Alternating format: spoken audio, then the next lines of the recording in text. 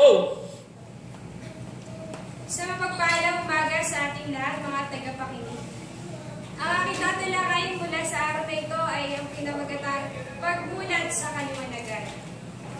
Marami nang nagbago. Mga problema na hindi pa nasusolusyonan. Matiwaling gobyerno na lalong lumalakas. Hindi nga litana ang problema sa lipunan.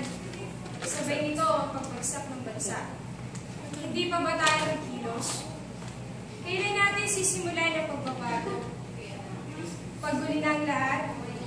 Kung kailan ang mga tao ay uhaw sa kapayapaan? Na kung saan ang biyayang ipinagkaloob sa atin ng may kapal ay tuluyan ng nasira? Kailan? Marami nang sumubok na pigilan ang lumalalang problema ng bansa. Ngunit, iilan pa lamang dito ang naririnig ng taong bayan. Ang ating bansang Pilipinas ay mayaman sa lahat ng uri na ikabubuhay ng tao. Ngunit, hindi ito pinahalagahan nakakarami. Napakarami na nating pinagdaanan. Ang dayuhan, ngayon naman ay ang walang humpay na pangungurap ng mga matataas na pinuno ng bansa. Mga lumalalang krimen, mga Pilipino halos putik na ang kainin upang mabuhay lamang. Mga mayayamang walang ginawa, kundi paramihin ang mga salaping natatamasan nila.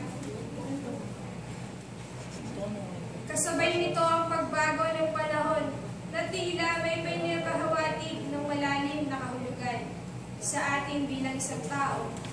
At marami pang problema at pagsubok ang ating kakaharapin sa mga susunod na yugto na ating kabanata. Ngayon, nararapat na tayo maganda at kumilos.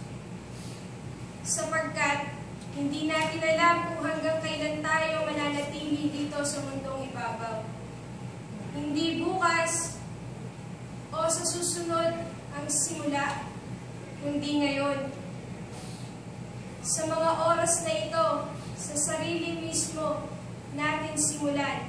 At ang lahat ng bagay ay tutungo ayon sa kabutihan ng Panginoon. Maraming salamat.